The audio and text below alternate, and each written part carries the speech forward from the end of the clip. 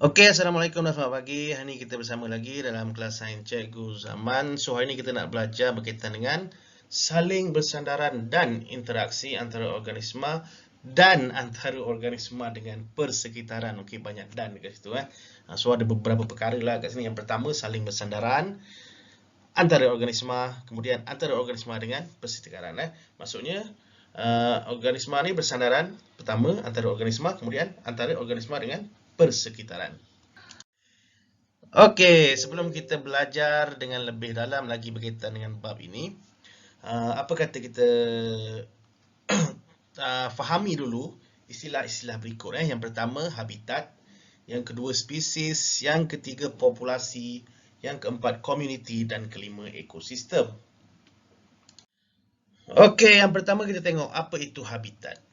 Okay, habitat dalam arti kata lain ialah tempat tinggal di mana organisma hidup dan membiak. Okey, contohnya macam kolam lah. Okey, dalam kolam ada beberapa jenis organisma seperti ikan, burung raja udang, pokok teratai, okey, ada berudu.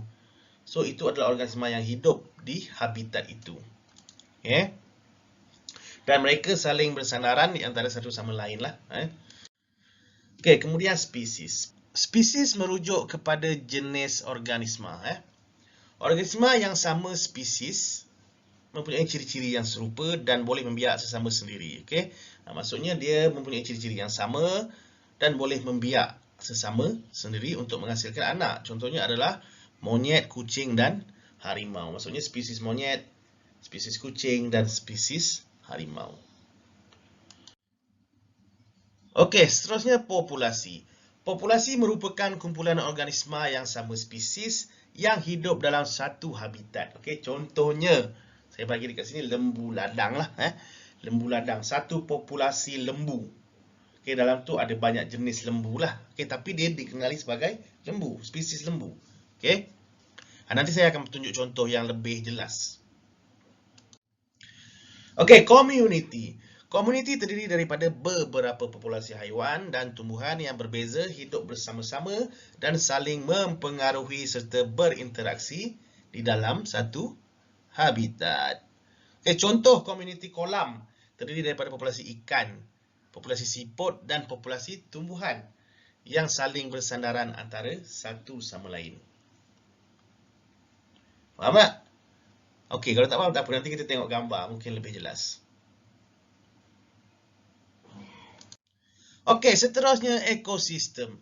Ekosistem merujuk kepada beberapa komuniti yang saling bersandaran dan berinteraksi antara satu sama lain dengan persekitaran bukan hidup seperti air, udara dan cahaya, matahari dan tanah. Okey, maknanya organisma hidup ni memerlukan benda bukan hidup seperti air, udara, cahaya matahari dan tanah. Okey, air tu diperlukan untuk sebagai minuman, sebagai tempat tinggal, udara untuk bernafas atau melakukan proses respirasi, kemudian cahaya matahari untuk membuat makanan bagi tumbuhan, fotosintesis, kemudian tanah untuk habitat. Jadi, organisma hidup dan juga benda bukan hidup saling bersandaran antara satu sama lain, itu kita panggil sebagai ekosistem. Okey. Okey, saya bagi contoh yang mudah. Ini yang untuk awak supaya awak mudah fahamlah. Okey, dalam kolam. Okey, dalam kolam ada ikan keli. Ikan keli ni satu spesies. Okey, spesies ikan keli. Bila kita tengok satu kumpulan ikan keli, dia adalah spesies ikan keli. Kemudian dalam kolam yang sama ada ikan toman. Okey, dan ikan toman ni juga merupakan satu spesies. Tetapi bila dia dalam satu habitat, satu kolam bersama ikan keli, dia bergabung dengan ikan keli ini, dia akan menjadi satu populasi ikan. Okey, satu populasi ikan yang terdiri daripada spesies ikan keli dan spesies ikan toman. Okey, kemudian dalam kolam yang sama ada haiwan lain. Okey, yang bukan dari jenis ikan. Contohnya seperti kura-kura. Kura-kura ni dari jenis reptilia. Okey, jadi bila kura-kura ni dari jenis kumpulan yang lain di dalam kumpulan reptilia dan dia duduk dalam habitat yang sama, satu kolam yang sama bersama ikan toman dan juga ikan keli, dia dikenali sebagai satu community. Okey? Senang je kan? Okey, kita tengok seterusnya. Okey, seterusnya kita tengok ekosistem. Okey, ekosistem seimbang lah. Kita nak belajar ekosistem seimbang. Terdapat pelbagai spesies haiwan dan tumbuhan yang tinggal bersama dalam satu habitat. Okey, dalam satu habitat ni ada bermacam-macam haiwan dan tumbuhan lah. Dan tinggal bersama. Untuk kekal hidup, mereka saling bersandaran antara satu sama lain. Itu yang kita belajar rantai makanan hari tu. Okey, dalam satu habitat tu, contohnya macam sawah padi, ada tikus, kemudian ada ular, ada padi. Okey, mereka hidup saling bersandaran antara satu sama lain untuk terus hidup. Sebuah ekosistem yang seimbang tidak mengalami perubahan yang banyak dalam satu jangka masa yang panjang. Okey, contohnya macam uh, sawah padi, tiba-tiba padi habis dimakan atau mati. Jadi dia akan mengganggu uh, populasi haiwan yang lain untuk hidup lah. Okey, ini adalah contoh bergambar lah. Okey, macam saya cakap tadi, dalam satu ekosistem, dia mesti menghubung kaitkan antara benda hidup dan bukan hidup. Contoh macam dalam gambar ni, tumbuhan memerlukan cahaya matahari, karbon dioksida, air untuk hidup. Dan membekalkan tumbuhan pula dalam masa yang sama membekalkan makanan kepada haiwan-haiwan yang lain. Juga membekalkan tempat berlindung kepada setengah haiwan. Macam pokok pisang ni, dia membekalkan makanan kepada beluncas, ulat bulu, kepada semut. Kemudian dia menjadi tempat perlindungan bagi semut. Okey. Dan pokok pisang ini dia memerlukan benda bukan hidup seperti matahari, cahaya matahari, karbon dioksida dan juga air. Okey, kemudian haiwan-haiwan ini pula nanti dimakan oleh haiwan lain yang ada di habitat tersebut. Okey. Okey, secara kesimpulannya, ekosistem ialah beberapa komuniti berlainan yang tinggal di habitat yang sama dengan benda bukan hidup. Okey, itu maksud ekosistem. Okey, boleh faham Baik, seterusnya kita nak masuk pula tajuk kepentingan penyesuaian hidup terhadap alam sekitar. Okey, kita sedia maklum di muka bumi ini ada pelbagai jenis iklim ataupun cuaca. Ada yang panas, ada yang sejuk, ada yang lembap, ada yang kering. Bagaimana hidupan-hidupan di muka bumi ini menyesuaikan hidup mereka dengan iklim alam sekitar ni.